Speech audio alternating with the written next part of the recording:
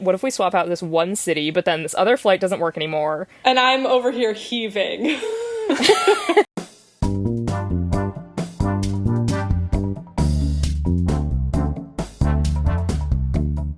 Welcome to Baggage Claim, an unofficial Jet Lag the Game companion podcast.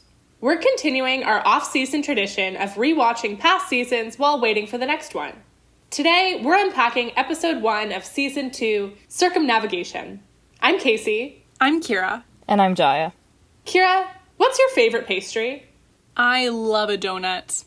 I love a plain glazed donut. I love a pink glazed donut. I love a specialty donut. I love any kind of donut that's not chocolate. I'm not a chocolate person. I am a donut person. Jaya, what about you? And do you think you could eat 4 of them and run a mile? In 15 minutes, absolutely not. But I think all of my favorite pastries that I've had have been like Asian fusion savory pastries. Yes. One of the best was a bakery near Casey's apartment, and I got a scallion croissant sort of phyllo pastry, like a layered buttery pastry. And I ate it in a hot car while driving a couple hours home, and it was incredible. Yay! That sounds so good. I love that bakery. I think that my favorite pastry would probably be baklava, and I think that I could eat 4 squares and run a mile in 15 minutes, but don't test me.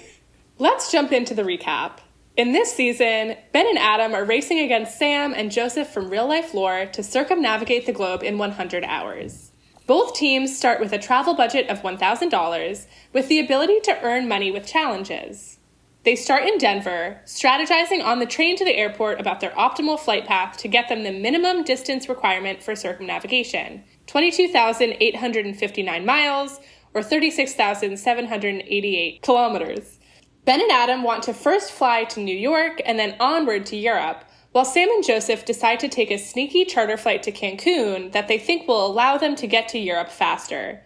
But first, both teams suffer through an agonizingly long security line, bringing them both very close to missing those first flights of the day.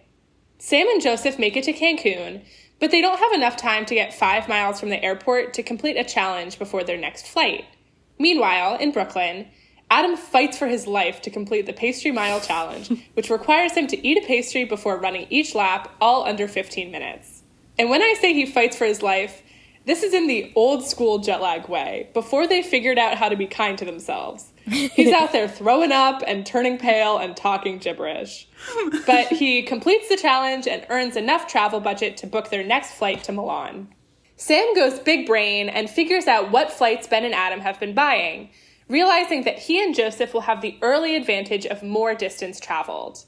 Ben and Adam have a good plan to get them out of Italy and all the way to Bangkok, but their flight to Milan ends up delayed, leaving them scrambling for their next move.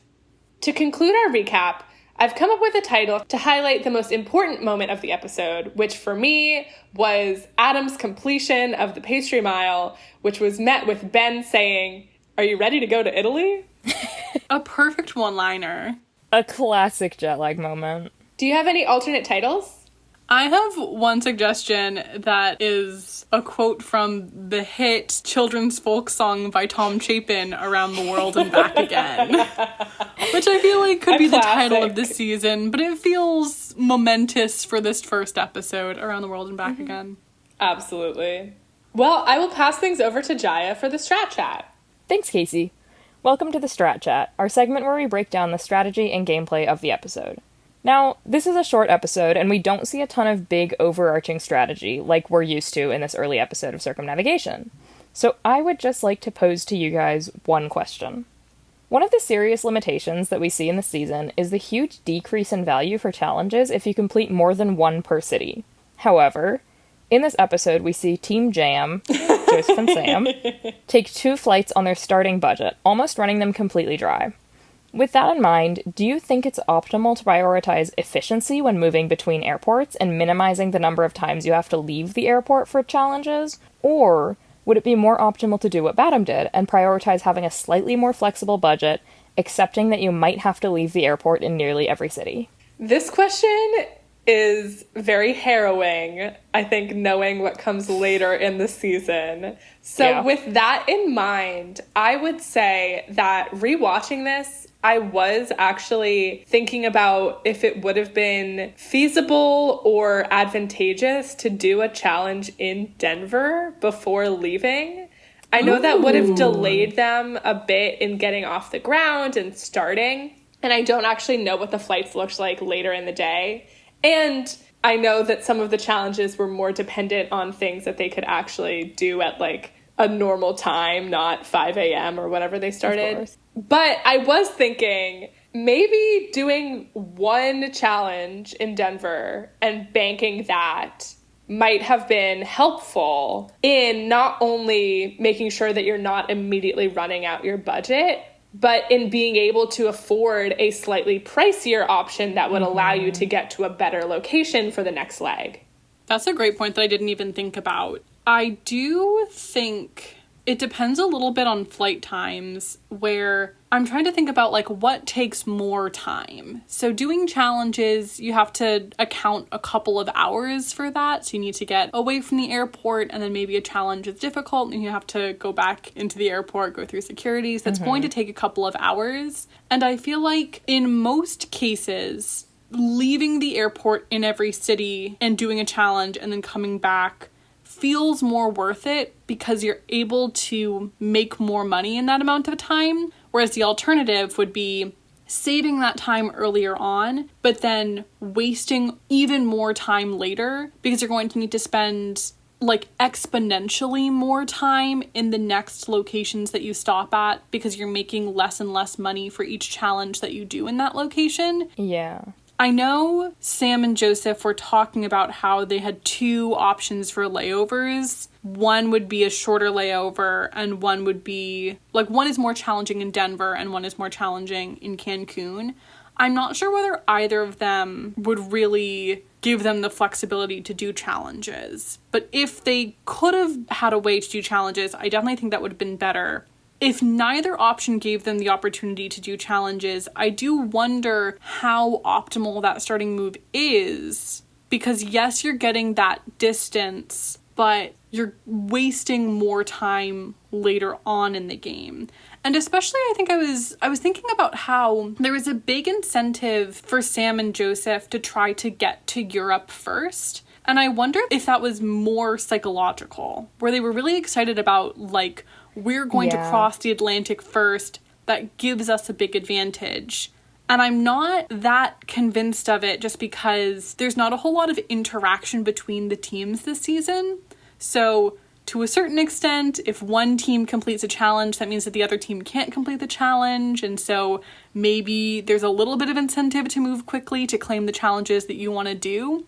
But the challenge list is so long that it sort of feels like there's not a ton of interaction between the teams. So it doesn't really matter where you're spending a lot of time, as long as you're spending less time total, if that makes sense. Yeah, I completely agree with that, Reed. Like, I was really struck by how both teams seemed to feel a lot of urgency about being the first ones across the Atlantic. When, even after they get to Europe, I mean, I guess a little bit of a spoiler, but, like, they don't really snipe each other on challenges a lot. So they're even going for different things. And so, yes, it feels better to be the first people in Europe, but you all need to go so far that I think the difference isn't huge. Like, being in Europe maybe 6 hours ahead of the other team wouldn't really make a huge difference in the grand scheme of things. Well, that's, I think, an interesting bit of strategy, and I'm sure we'll get deeper into a few more things later in the season. But for the short first episode, that's all we're going to talk about here. So, Kira, I'll pass it off to you. Thanks, Jaya. Welcome back to WWBCAUJLTGPD, the segment where we ask, what would Baggage Claim, an unofficial Jet Lag the Game companion podcast, do? This is a pretty unique format for a jet lag game, so unlike other race-style games that have a little more structure, there really are only 3 constraints here, and they're stay within budget, surpass the minimum distance requirement, and be the fastest to get back to Denver. To majorly simplify things, let's ignore the budget and challenge aspect. I want both of you to just tell me what your ideal itinerary would be in order to meet the distance requirement while minimizing the amount of time in the air. Basically, I'm just tallying up the total in-flight time for all of your flights. So this is very different from how the game actually played out, but I would love to see what your itineraries would be, and based on those flights, who would win back to Denver faster. So I want to start going Denver to New York. I think that was a great opening move. And then I want to go, rather than to Europe, I want to take New York to Dubai. Ooh, that's very interesting. So that's going to be 12 hours and 35 minutes. And then we're going for a long flight from Dubai to Sydney. Or 13:45, I think. After that, we can do sort of two options that I see here. But Sydney to somewhere in California, either San Francisco or LAX. I just said San Francisco because that's the airport I immediately typed in. And that's another 13.5-hour flight. So it's 13 hours and 30. So this is a lot of, like, long flights that just sort of jump around. And finally, a sweet and short little flight, San Francisco back to Denver. It's 2 hours and 40 minutes. So going from Denver to JFK, JFK to Dubai, Dubai to Sydney, Sydney to SFO, SFO to Denver, gets us a total of 24,339 miles, which exceeds the 22,000-ish mile benchmark, and has a total flight time of 45 hours and 54 minutes. So that is the current time to beat. Casey, do you have an itinerary?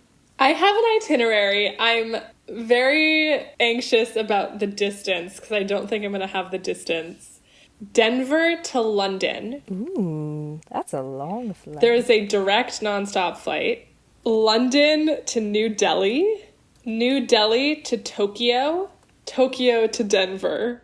All right, so Denver to London, London to New Delhi to Tokyo, Tokyo to Denver is quicker. So it's 36 hours and 40 minutes in the air, but it's a little bit short of full circumnavigation. It comes in at 18,327 miles, and it needed to be 22,859. That's not a little short, Kira. That is more than the width of the continental US. Okay, so you came short. But that's okay. What would it be if you swapped out Tokyo for somewhere in Australia? If you were to swap Tokyo for Sydney, that adds about 5,500 miles. You get over the minimum distance, but it does increase your time by quite a lot. And so I think it would actually take longer to take that route than it would to take Jaya's original route. So it would be about 46 hours for Jaya's route. But what did you say the time was for your route, Casey? They would be within an hour or two of each other. Like over 46 hours. That's really close. This is not how the game is played, but if it were how the game is played, then I think we would have a near winning run. This is so fun. I think this is fantastic because, Casey, you seem to be deeply stressed by this, and I'm, like, having the time of my life. I'm literally genuinely exhausted just thinking about it. I'm having so much fun. Like, okay, what if we swap out this one city, but then this other flight doesn't work anymore? And I'm over here heaving. With that in mind, I'll pass things over to Casey to lead us in a different game. Thanks, Kira. In this edition of The Train of Lies, I will be telling you some stories of circumnavigations. Yay! 2 of these are true. It's up to you to identify the lie. Pop culturally, there is no more famous circumnavigation than that of Phileas Fogg in the Jules Verne novel Around the World in 80 Days. Since its publication, there have been numerous real-world imitators of the feat and the deadline. Journalist Nellie Bly, Monty Python comedian Michael Palin, and TV host Alvaro Garnero all successfully completed the challenge. But those who failed might have more interesting stories, like that of Henry Jacobs, who in a stroke of bad timing set off to circumnavigate the globe in 1914. Oh no. After departing from his hometown of Nottingham and venturing southeast through France and Switzerland, he ended up in Austria-Hungary just in time for World War I to break out. Oh, God. Despite being a British citizen, he ended up embroiled in the local conflict and fought on the Serbian front for several months before he was sent to France on behalf of the British Army. He fought on the Western Front for years until he was injured and moved to a hospital to recover. However, once he regained strength enough to walk, he deserted the army and returned to his circumnavigation dreams, using aliases to maneuver his way out of Europe just in time for the 1918 flu pandemic to spread across the continent. Oh my god! No! Though he was extremely sick himself with the flu, he eventually recovered and decided to continue his journey, just the opposite way. He made his way to the US instead of continuing on into the East, landing in New England in January 1919, just in time to end his circumnavigation attempt by dying in the Great Molasses Flood of Boston. No! Oh my god! That's so funny. Oh no. This poor guy. All right, next. Jean Beret is recognized as the first woman to circumnavigate the globe. In 1766, she joined the expedition of Louis Antoine de Bougainville or something, I don't know. But Jean didn't get a personalized invite to the party. She actually hatched a plan with her boyfriend / baby daddy, which involved her dressing as a man and pretending not to know anyone on the ship. Ooh. She chose the ironclad alter ego of Jean Beret. This journey was done by ship and was intended as a scientific expedition. Jean and her boyfriend discovered a flowering plant on this trip, which they named Bougainvillea after their leader. Oh. Jean's gender was eventually discovered on board the ship, and she was eventually ditched on the island of Mauritius, where she stayed for some time, raking in some cash by running a tavern, and once getting fined for serving alcohol on Sundays. She eventually got married and moved back to France, completing her circumnavigation of the globe. And last, by 1884, many circumnavigations had already taken place by boat, but Thomas Stevens became the first to circumnavigate the globe by bicycle. Not just any old bike, by the way. He traveled with his trusty penny farthing, aka the huge front wheel situation. No. Having never ventured further east than the Mississippi, Thomas first set out from San Francisco and biked for 103 days across the U.S., ending up in Boston. Historians note that for this cross-country journey, he packed a shirt, socks, a raincoat, and a gun. That's a true American. Classic packing list. That's all you need. After crossing the Atlantic by boat, he picked up his cycling journey across the continent, passing through places including Germany, Hungary, Slavonia, Rumelia, Ooh. Turkey, Iraq, Iran, India, and China. He took a boat from Japan back to San Francisco, completing his circumnavigation. I believe all three of these.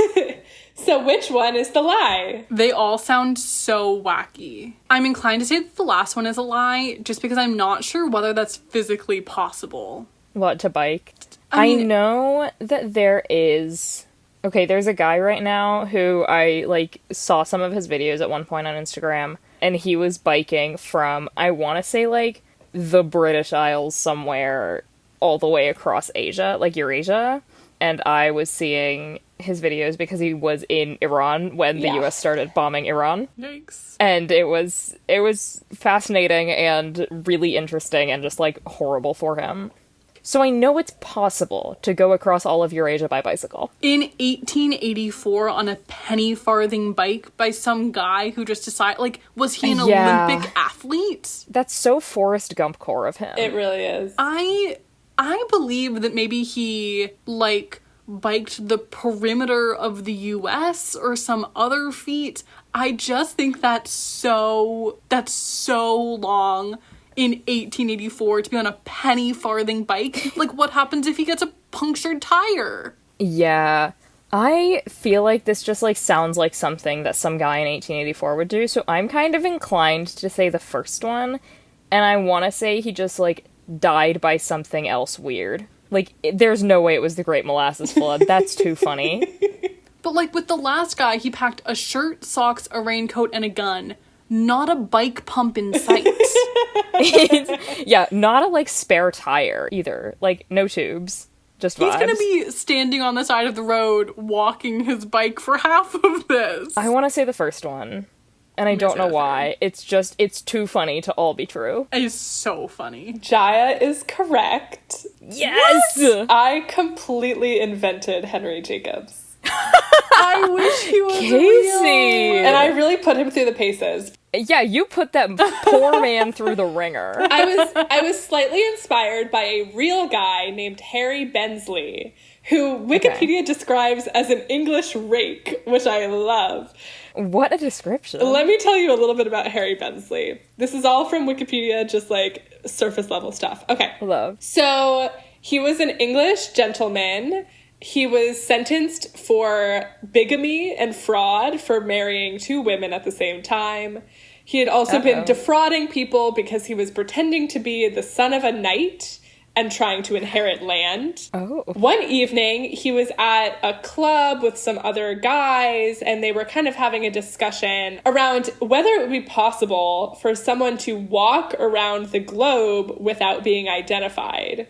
Ooh. And Whoa. Harry Bensley was like, I have money. Let me try to do that. Yeah. And so they set a bet worth what Wikipedia says is approximately 2.6 million pounds. Whoa. Today. Wow. That Harry Bensley would walk around the world incognito.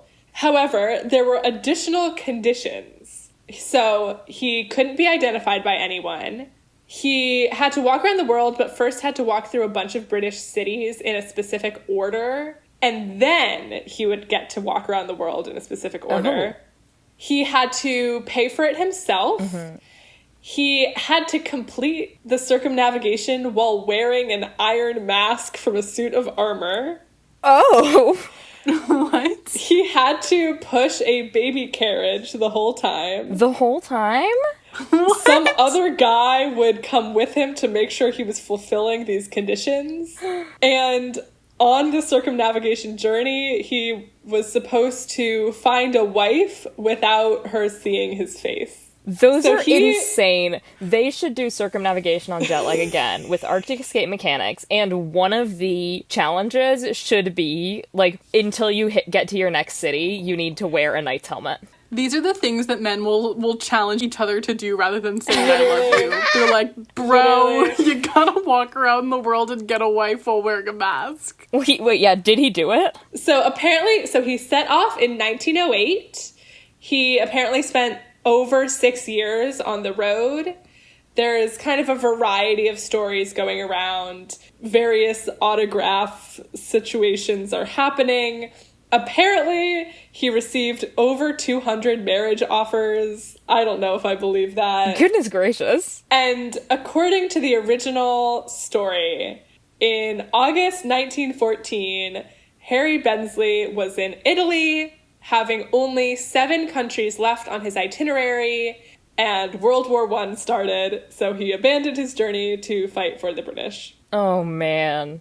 Wow. That's a great story. Who knows how much of that, if any of it, is true, but I came across this guy, and I was like, and I'm going to invent a different guy and put him through the ringer. Henry Jacobs, this freaking guy that you invented. First, he ends up in Austria-Hungary for World War I. He fights on the Serbian front, and then on behalf of the British, and then he deserts the army. Like, okay, go off, anti-military king. Keeps circumnavigating. It's a riveting and cohesive gets the story. flu in the 1918 pandemic, eventually recovers, and then starts going west and dies in the molasses flood. That's an amazing story, Casey. It's the fact that he starts by going east makes it, like, a little ways east, and then is like, nope, and it's we like, gotta never go mind. west. We gotta go and then west. freaking dies in Boston. Well, I'm glad you enjoyed my fake what a little great guy. story. And good job, Jaya, for picking out the lie. But now I will move us into a special edition of Rosebud Thorn that we do with rewatching seasons, Rose Bloom Thorns, where our bloom is something we're noticing in a past season that comes to fruition in other seasons as well. Jaya, let's start with you. My rose is that Sam taking Team Jam to the Denver airport secret security line that wasn't as long made me realize that I should look up other securities at other airports if I'm ever having a terrible time in a security line at an airport. And now the Oakland airport at 5 a.m. sucks so much less because the Southwest Terminal security line always stretches all the way to baggage claim, but the other terminals don't. Great to know. My thorn is that there's no silly little outros yet on YouTube or on Nebula, and I am so excited for them to start that. I love those outros. And my bloom is that the uncomfortable mile challenge originated here. And while I personally am not a fan of the pastry mile because I'm not a fan of people puking, I understand exactly how iconic it is, and I love the fact that it happened, just don't like watching it. And I think that probably one of my favorite challenges ever was the drunk mile in Arctic Escape, and this is where it came from, so I really love that. Kira, what about you? My rose is the pastry mile. I love the pastry mile. I think it's just so funny, and just right from the start you see a little peek of the craziness that the season is about to turn into. I think it's a great challenge and is so funny to watch. My thorn is that it's such a short episode. I always forget that the early seasons are so short and compact, which makes sense because even though this is season 2, this was filmed before even Connect 4 had been released to the audience. And so it makes sense that they want to make shorter, bite-sized episodes while people get to know the show, but I want more! And my bloom is that I love that even from the start, we can see that Sam is an expert at correctly identifying what the other team is doing. I feel like this really becomes a staple of his gameplay later on. My rose is I really enjoyed the little graphic intros with the players in the beginning, introducing Sam and Joseph as YouTubers and then Ben and Adam as being from Not Being Famous. I really enjoyed that. I thought that was very silly. It's such a good bit. My thorn was kind of similar to Kira's. These episodes are short and not a ton happens immediately. And I think that it was a good length of season. I think there's 5 episodes that we'll be rewatching, but definitely makes me miss the longer, chunkier episodes of later seasons. My bloom, despite how stressed this made me, is that this is not the last time that we see a stressful airport security line and last-minute boarding sequence in this show. Oh, yeah. And with that, thank you for waiting at Baggage Claim. Let us know your thoughts on socials at baggageclaimpod or over email, which is in the episode description. If you're enjoying the show, please leave a comment or give us a follow. We'll see you next week as we continue our off-season coverage at the Jules Verne Baggage Claim. It takes 80 days for your bags to slide around the carousel. Goodbye. Goodbye. Me sprinting after my bag. If you miss it, you just have to stay there. But with that, I will pass things... Wait, am I You're the one who passing things hosted? to yourself. Okay.